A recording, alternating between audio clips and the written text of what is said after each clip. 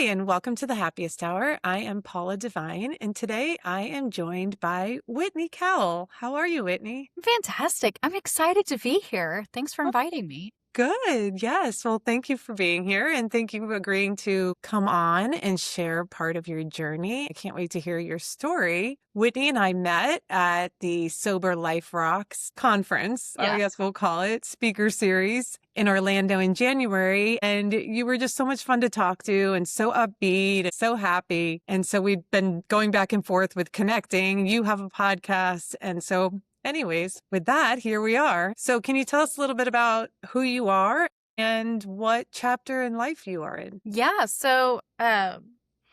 I am in a chapter of life that is very sober. So as you mentioned, we met at a sobriety, I want to say conference, but it felt like just a gathering. It was very Yeah. fun. And I am about 7.5 years sober from alcohol. And this is my home office. I work from home. I'm in the Tennessee area. So I things have evolved a lot. And I guess to answer like both questions of a little bit about me, I'm in my 30s. I'm happily married. I'm joyfully sober. And the season of life that I'm in is kind of taking all of these experiences and learning how to share them out loud and break stigmas. And that's why I'm so happy to be here because we're on a very similar mission with how we're taking our experiences and putting those forward in a way that's helpful and serves the people around us. Well, thank you for agreeing to do that because these stories are so important to be shared. And so we can help others feel less alone. Yeah.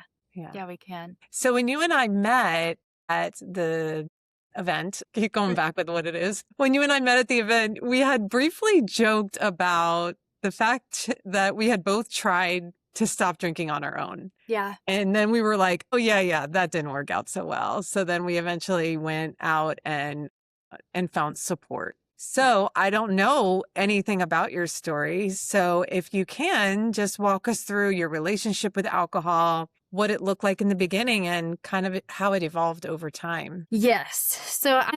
I was one of those that didn't really start drinking until I was in college, which, you'll meet a grab bag of people and personalities and stories when you get sober. And even before then, it was a short lived addiction, but it was rampant.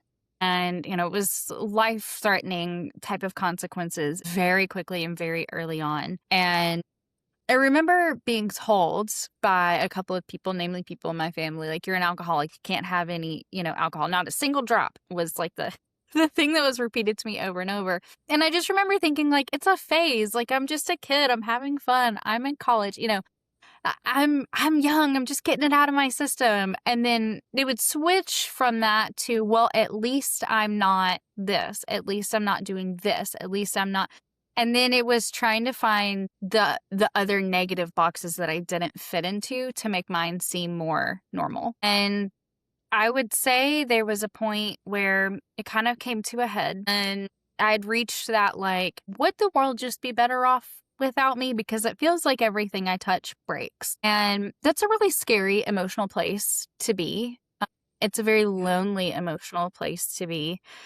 And I remember I'd met somebody who started telling me about her story, and she had been through some things that I had been through. And I remember her saying, like, there's something, I think you need to get some help. There's something here, and I love what you have to offer, but like, there's something going on.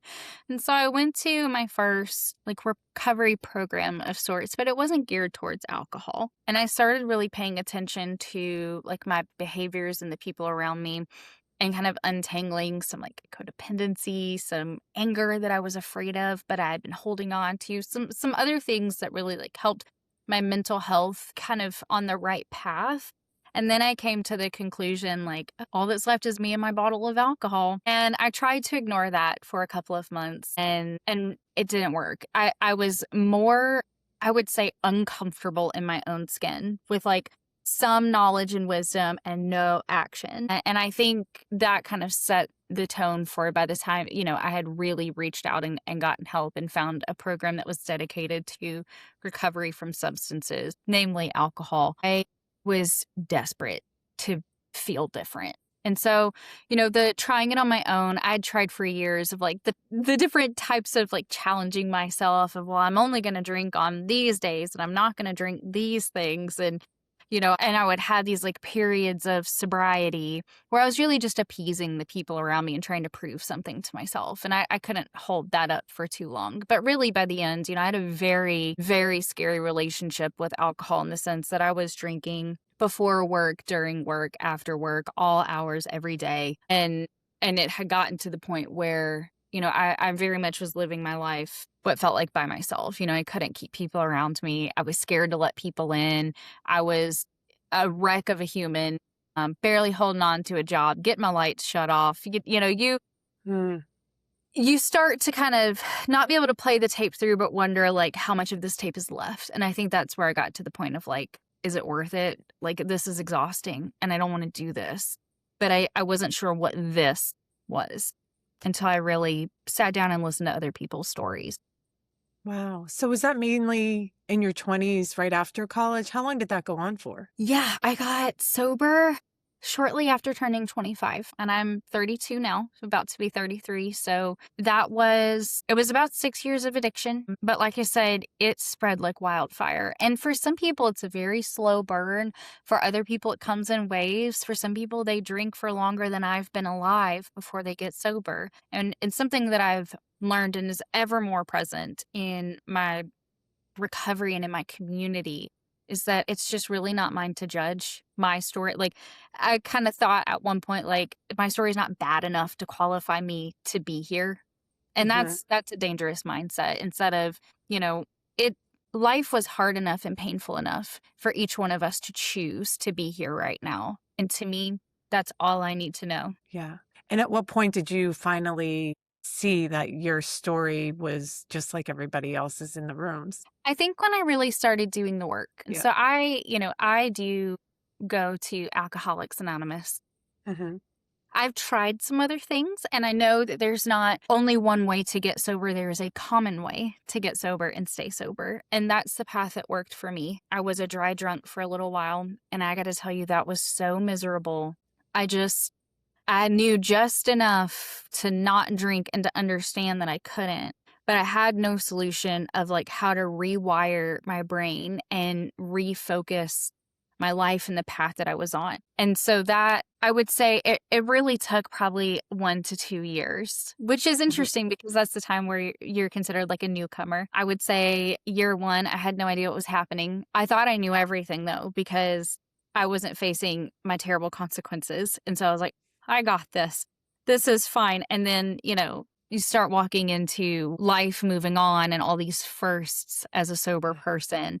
And those Yeah. don't slow down. The world doesn't slow down just because you're trying to catch up and stay sober. And I think that's really when I started taking it very seriously and seeking additional help for things as well, right? Like my therapist, my nutritionist, I got a sponsor. I started going to other programs too to kind of piece some things together. And I think that's when I started realizing like I've yet to find a space where my story is unique and people don't know how to help me. That was a comforting feeling. Yeah. And you were so young when you stopped drinking. So what kind of fears did you have about that? Oh my gosh, my fears are so irrational. Well, I say some were and some were. And I still have, my first like real fears list that I wrote. But I remember, so I was in therapy. I like to say it took a team to get me sober. So I'm talking to my therapist and it comes up that like, I can't have a champagne toast at my wedding and everybody's going to think that's horrible. And it's just going to be the worst thing ever. And like, that is just such a moment that is so special and so important. And should remind me like, Whitney, you're single right now. So maybe we don't focus on the wedding that we're not planning and reel it in a little bit. But yeah, I mean, but that, a 25-year-old, 26-year-old's brain, like I'm just seeing all these things that I can't do and that I can't have Sure. instead of the world is my oyster. Now that I'm sober enough to experience it, remember it and enjoy it. Yes. But then I had these other fears from my behaviors of like, I'm going to be a terrible mom. I remember I used to refer to myself as a ticking time bomb. And I truly believed that of like, it's not a Mhm. matter of if, but when this all blows back up in my face, and I destroy everything that I've worked hard to build. Mm. And Oh, that it takes time to kind of address all of those things and to change our core beliefs about who we are and the world around us. yeah. So in those first 2 years that were difficult for you to kind of get into the swing of being a sober person, what do you think was the hardest part of that? Was it mostly the fears, or were you physically addicted as well? I mean, I was physically addicted. I detoxed, thought I had the flu. I had no idea about detox and what that meant and how dangerous it was to do that by myself. I did not go to treatment. So that was a whole other experience that I really didn't learn about until Mm. a year or two later. But I think one of the hardest parts for my specific journey was the relationships with my parents, both individually and my parents as a unit, and overcoming this shame as somebody who was raised an only child and felt like I had to be this like promised child. And I really, I was such a good kid, I was the athlete. I got good grades. I never even snuck out. Like I was so proud of like the person that I was. And I remember them saying like, we just want our daughter back. We want things to go back to how they were. And there was this realization of like, I'll never be that girl again. Like Mm. I've experienced too much. I've grown up. I'm maturing. Like I also don't want to go back and be the person that I was in high school. I want to learn who I am as an adult.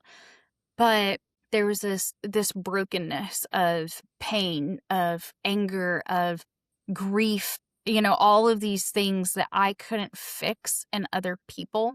And I was still trying to figure out how to mend them within myself. And that was a really hard one to navigate because it's very hard to have that candid and honest conversation and tell somebody, I can't fix what I broke because I don't get to manage and control your emotions and your perception of reality. And I'm not qualified to help you through that. A Wow. healing journey is a personal journey. And that was a really, really difficult truth. And it took a little while for us to get there. We're there today.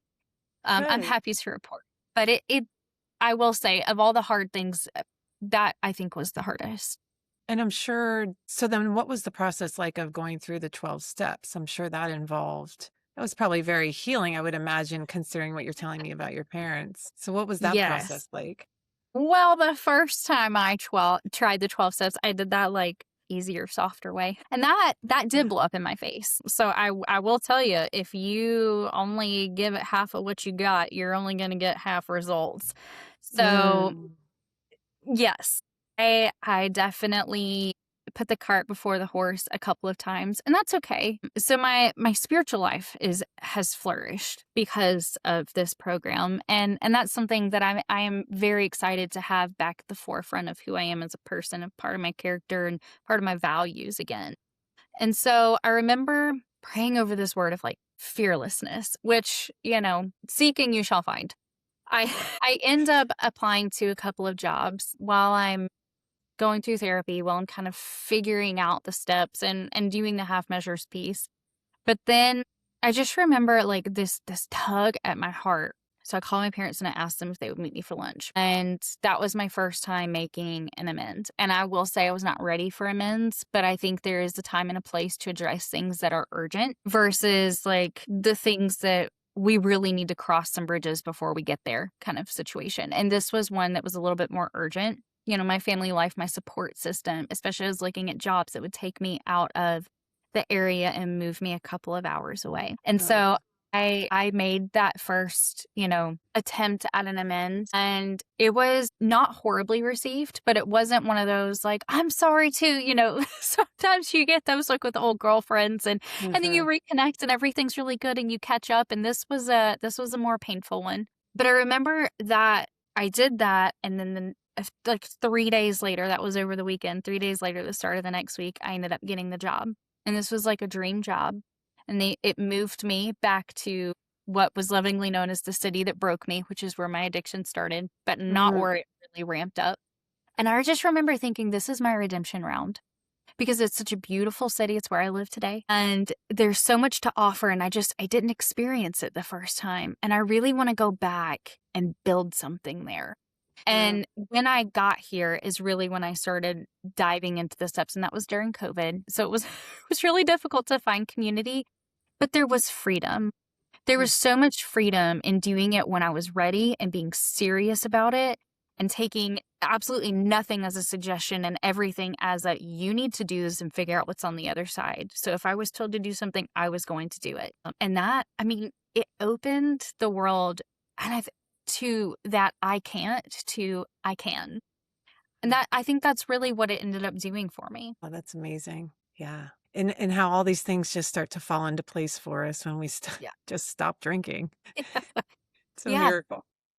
it really So then is. at what point did you meet so then you met your husband in sobriety? How long had you been sober for? So my husband is one of those normal people that Mm. met me, and we met through a church group, and it was about 2 years sober was when we met.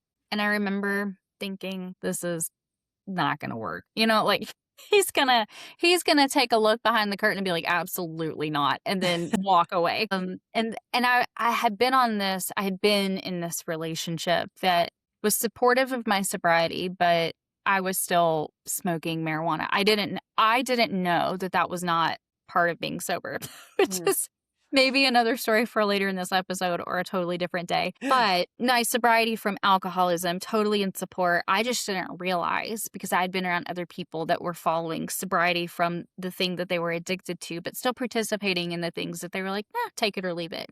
And so I thought that that was okay. So anyways, I'm now in this new city and I'm reconnecting with some people that I knew in college. I'm making new friends. I'm figuring out who's in this new stage of my life.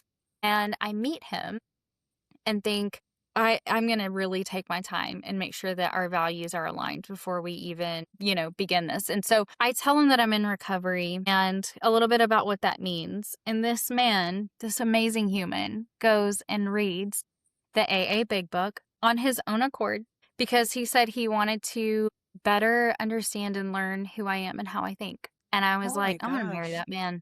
And then Wow. That's incredible. yeah. And so he just chooses not to drink. We do it together. He does work a program of his own. And I think that that's important. I think everybody needs a community of some sort to, Mhm. help them towards their goals, whether that's their physical health, their mental health, whatever that is. And so he also pursues finding a better version of himself. And I love that I'm married to somebody who does that, but in like a different direction in the Yeah. ways that he needs. That's beautiful. Hmm. Yeah, you both have your independent things that you work on and then you come together as a stronger couple. Wow, that's It's great. So amazing. so you had your sober wedding. I had a sober wedding, no champagne toast. Did like a good alcoholic have a coffee bar, and that was I was like, if I'm gonna be up past a certain hour, I will need a cup of coffee. Mhm. So it went off without a hitch, and I had this whole other community, this whole other part of my world be a part of it, and it was really beautiful. And maybe for some, people that knew me in my past, that knew me as a child, it might have seemed a little odd, a little different. I wasn't the girl that was up there with all of her best friends since college. I didn't have those. I didn't know how to keep those kind of friends. The people that were there with us were the ones that supported us spiritually, that supported our love story, regardless of what that was going to look like, and that had really loved us as a couple and rooted for us. And that was really important to me. And I know it wasn't just like invite your friends and family kind of thing. It really was. I wanted it to feel like a backyard party with your best friends. And Mm, that's exactly what we had. It was amazing. that's And great. I did, there were a couple people that I knew were going to be drinking. And I was like, look, just don't let me see it. I don't care. I don't care. Do what you want to do. Don't bring it out in front of me. Go out into the parking lot. You can have whatever kind of party you want to have. I do not care. And what's amazing is I was at that point in my recovery where I could say it and mean it. It wasn't Right. offensive to me. I wasn't trying to like hide anything. And I could be around people that are having their own version of a safe and fun time. Right. And then we have boundaries when we're in that space of our life that Yes. we And didn't those have were before. Right. And those can Healthy be put in place boundaries. in advance. And if people can't respect those, well, none of those people were there in the first place. Yeah, then So, they're just not they're not aligned with you and your life and your purpose, and now you're living your life with, more intention. So what yeah. is life like now today? Are you both in that same place where you both have your separate, but you both have that same purpose? Yes. So, I mean, I've been through this evolution recently where, I kind of I had my first like sponsee. I was really nervous. I was like, oh, I'm going to, I'm going to mess this person up. I'm going to do it so wrong. And I did do it so wrong. And that's just part of learning, right? Like Mm. you implement what you can, but boundaries are really hard. You become very close to people. And so this has been a season where I've actually been in a program to learn how to better love and support your loved ones that are addicts. It's been a very sweet season where I am doing like the Al Anon steps, and I feel like it has made me a better friend in my community. It's made me a better sponsor. In a way, it's made me, I think, a better wife. And now I'm implementing that with people that I'm working with. So I'm almost done with those steps. It's a lot of work. Oh my goodness, it is a little bit more intense. There's a huge book that goes with it. But gosh, it has been worth every minute. Highly recommend it to somebody because the people in our sober communities, they are our loved ones. They become our loved ones and they are addicts. And our addicts, as like I claim them, my addicts, they do let me down. They do hurt me. They do relapse. And that's okay. And I have to learn how to have those boundaries with them in a way that helps them and that keeps me on track and keeps everybody emotionally safe.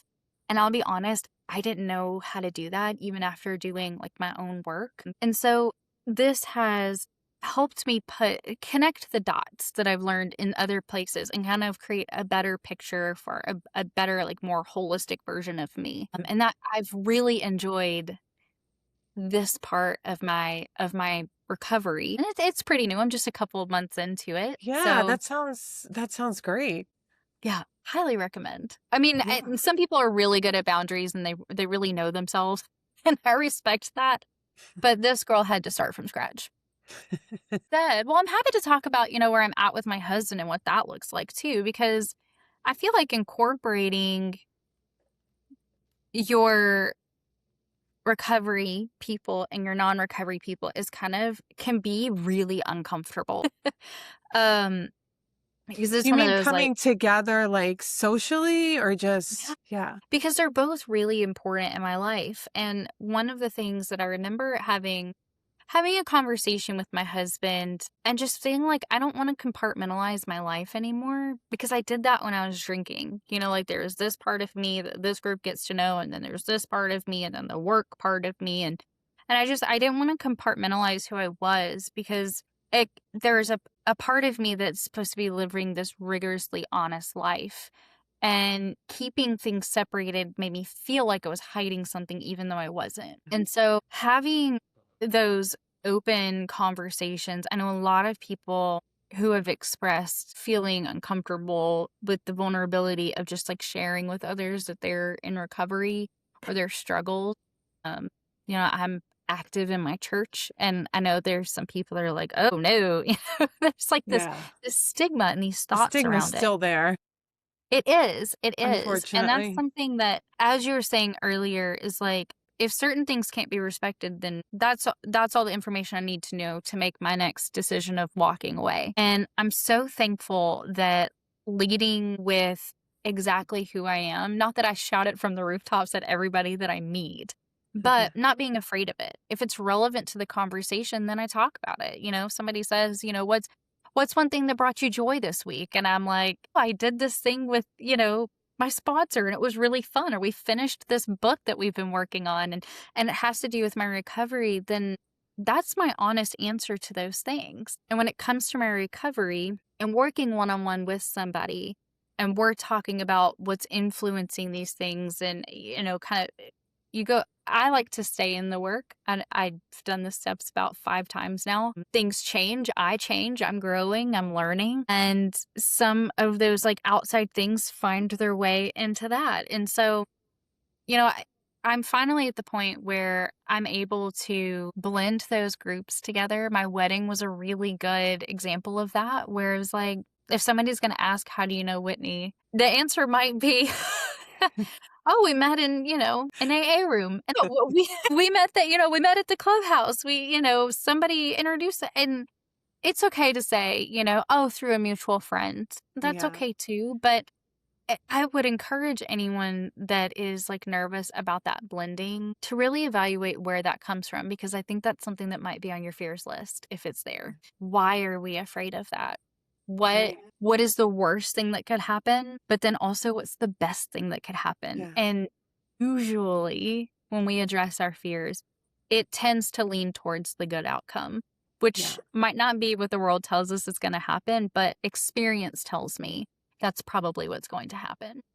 And don't you find that so freeing, though, to just be recovering out loud, speaking your truth, you're Yes. living, you're authentically you. And for me, keeping it quiet in the beginning was just like the shame was still there. I'm still feeding into the shame by keeping this a secret. Mhm.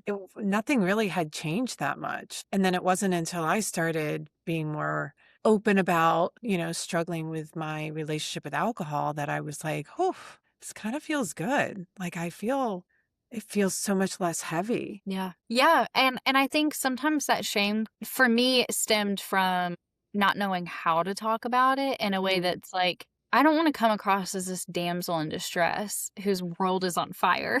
And yeah. that part, there's this like maturity in how I was looking at my journey through sobriety that had to happen. Because for a little while I was in distress and things were on fire. That was very fair assessment of my life for a little while. Yeah. But yeah, to now be able to say, like, to have people that I can call and say, like, I don't want to drink, but I want to drink. You know what I'm saying? And they're like, yeah, I get that. What's going on? And be able to talk about those things. It is freeing Hmm. to, I mean, for work, I am at conferences and, a lot of times deals happen at the bar. That's not how I do business. That's how my company does business. But it's normal. There's happy hours and receptions and stuff like that go on. Hmm. And one of the organizations I'm a part of, they now have a mocktail bar because I spoke up and told them, like, I love that we're doing this, but hey, if we have like a DEI committee, which we do, and we're looking at inclusivity, I do know a direction where we could have an immediate impact. And not only were they surprised by like, oh no, this girl who's been open about her sobriety has come to us. They were receptive and implemented something and people really enjoy it. They participate in it. It's like right beside where the regular drinks are, and then everybody can get their pretty Yeah. fruity whatever. And Yeah, I and love there's people out there that just don't drink, and I've had people come to me and say, "Thank you so much for talking about your journey," because even me as someone who doesn't struggle with their relationship with alcohol, I still struggle to go out and be social and go Mhm. to, let's say, a girls' night out, and I just don't drink. And so it's uncomfortable for me too. And I never really thought about it that way, but can you tell me what that's like as a young professional going out to these conferences or being on a work trip and there's a lot of drinking going on? How did you handle that early on?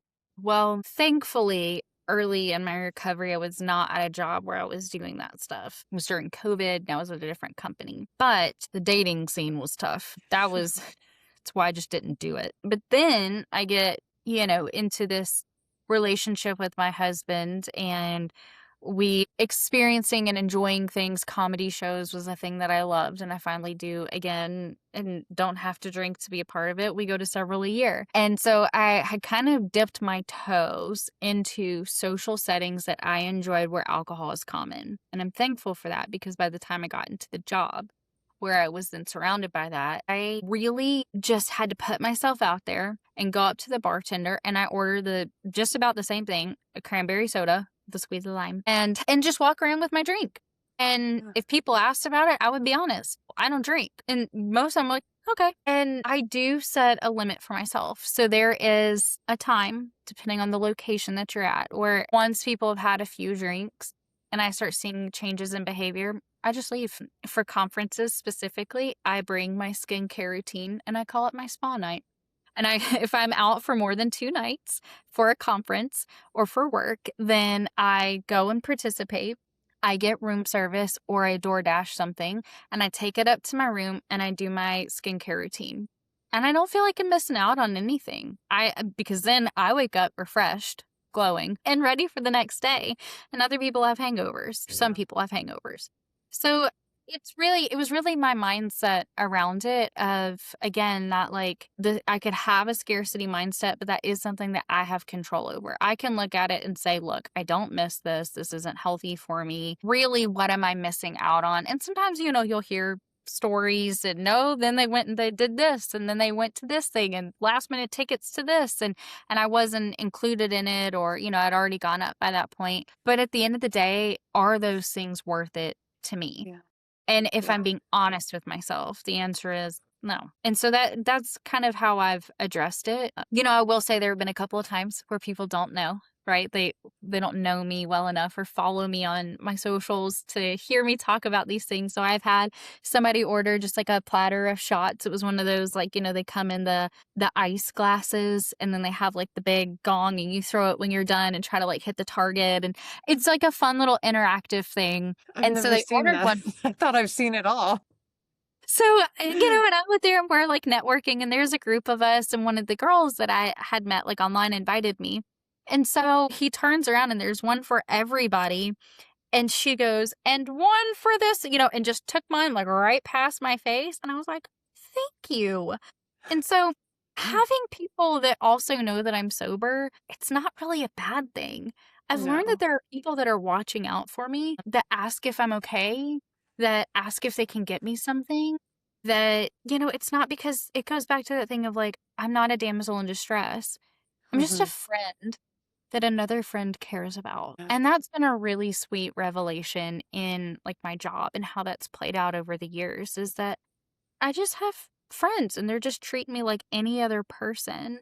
And if that means snatching a shot glass out from in front of my face that I Yeah. didn't order, then that's what that means, And if that means setting up a mocktail bar and asking me what I would like to have stocked in it, then that might be what that means. So it's That's incredible, Winnie. And in 7 years, I'm sure you've seen how much this movement has evolved. I mean, even just 2 years ago, I couldn't find a non-alcoholic beer in my daughter's college town when I went to visit her. And I was there a couple months ago, and every bar we went to had non-alcoholic beers. Yep. So I'm sure you've seen people now are more open and accepting and, I know. I think it's like a wellness movement that's happening. Like, I think the younger generation is a little bit more aware of like how they're taking care of themselves. They look at, this is the generation that like washes their faces after a night out. I never did that. The aesthetic generation. Yes. And but that's part of it, right? Is like they kind of look at it like, ew, that's gross. And I think of it very much as the my generation with cigarettes, right? We watched the generation ahead of us and we're like, that's gross. And we didn't. It's also the same generation that introduced like the vape pens, which is a whole other thing. But they're looking at it and they're finding alternatives. And I think they're streamlining like the alternatives. But those of us that it's kind of a life or death thing, I think we're the ones that are amplifying the why. And I think it's kind of a cool movement of how that's happening. I love it. I think we're just tired. We're tired of being told this narrative that we need this thing and is ruining our relationships and also the relationship with ourselves. My drinking was not this big disastrous moment. Yes, there were sloppy nights, no doubt about it. But for the most part, I held it together. People that were very close to me had no idea. They're like, I never would have thought you had a drinking problem. So for me, it was so internal. Like, I really hated my relationship with alcohol. I hated how it was affecting my mental health. And it was making me an emotional wreck. My nervous system was all out of whack. My cortisol was high. And so for that aspect of my recovery, being like a soul disease really was wrecking my soul. So with that, it's like, yeah, now I'm starting to wake up to the fact that like I was being told that this was something I needed to have fun. And now that I'm seeing things so clearly, it's like, No, that is not the truth. So yeah, I think people are just tired of feeling like shit or like, Yeah. feeling Yeah, they awful are. all the time. And it's not delivering what it's promising. No.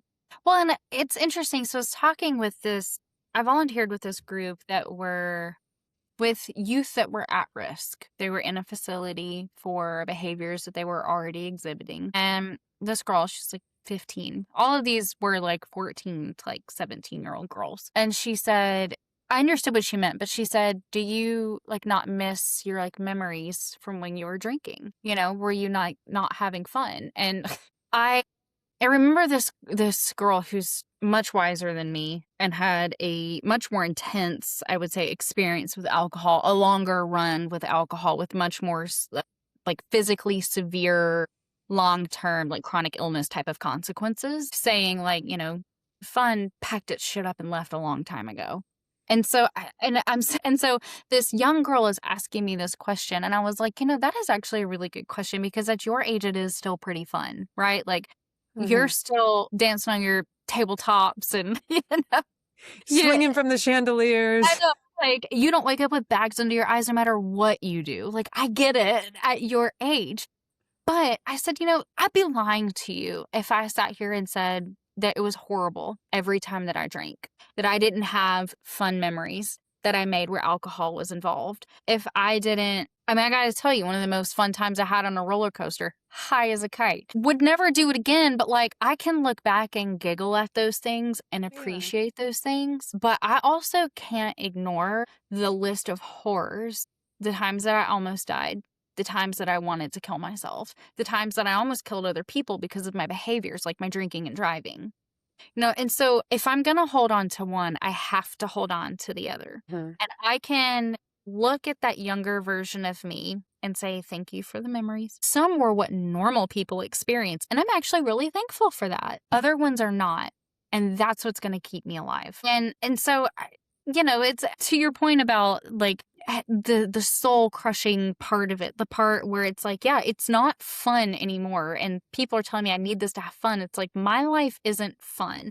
I could probably like pick and pull some threads that were like fun, happy, giggly, whatever, kind of stuff. But they're small threads woven into a very large tapestry. And I got to Mhm. be honest about what those other threads are. Yeah, I love the way that you put that. I mean, it's true. Two things can be true at once. Mhm. They can still have these beautiful memories, but then also that it's not good for you. So yes, Yeah. two things can absolutely be true at once. Sorry, I'm like shaking the computer. It's okay.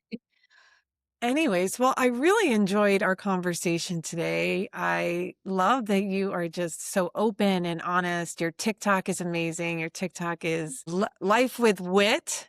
Yes. It is great. You give out the cutest little stories on there. And again, you're just so honest and authentic. So I appreciate you for being you and sharing your story today. So many people, I'm sure, are going to relate to the things that we had to say Yeah, and your well, I appreciate you perspective making it. too about living with, being in that world of people in recovery and not in recovery and how you've kind of placed yourself in that. So I enjoyed hearing about that. Well, thank you. And thank you for making a space for this to happen. It's important. And I think that that's a really good example that not everybody that sees this is going to be in recovery. Don't be scared of us. We're fine.